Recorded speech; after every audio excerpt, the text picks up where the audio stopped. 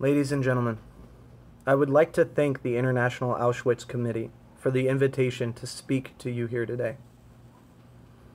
In my estimation, an invitation of this kind is still not something that can be taken for granted. It would be fitting for us Germans to remain silent in the face of what was the greatest crime in the history of mankind. Words by government leaders are inadequate when confronted with the absolute immorality and senselessness of the murder of millions.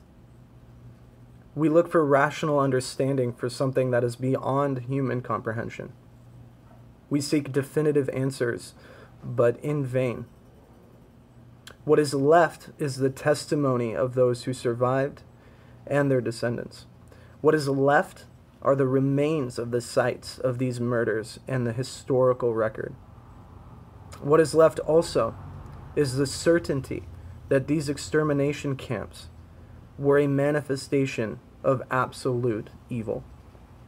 Evil is not a political or scientific category, but after Auschwitz, who could doubt that it exists, and that it manifests itself in the hate-driven genocide carried out by the Nazi regime?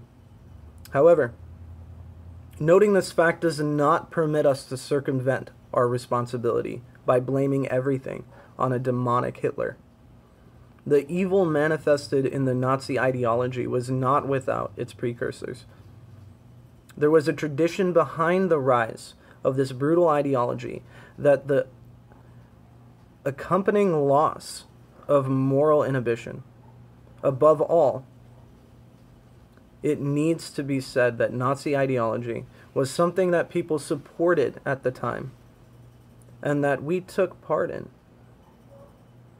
Now, 60 years after the liberation of Auschwitz by the Red Army, I stand before you as a representative of a democratic Germany. I express my shame for the deaths of those who were murdered and for the fact that you, the survivors, were forced to go through the hell of a concentration camp. Chelmo, Belzec, Sobibor, Treblinka, Majdanek, and Auschwitz are names that will forever be associated with the history of the victims as well as with German and European history. We know that. We bear this burden with sadness, but also with a serious sense of responsibility. Millions of men, women, and children were gassed, starved, or shot by German SS troops and their helpers.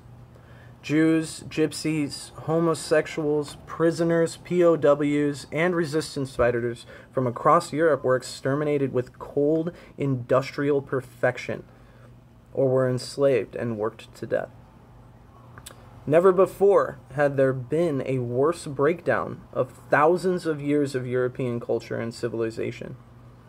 After the war, it took some time before the full extent of this breakdown was realized.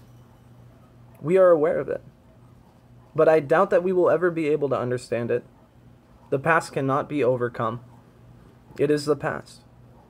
But it traces, and above all, the lessons to be learned from it extend to the present. There will never be anything that can make up for the horror, the torment, and the agony that took place in the concentration camps. It is only possible to provide the families of those who died and the survivors a certain amount of compensation. Germany has faced this responsibility for a long period of time now, with its government policies and court decisions supported by a sense of justice on the part of the people.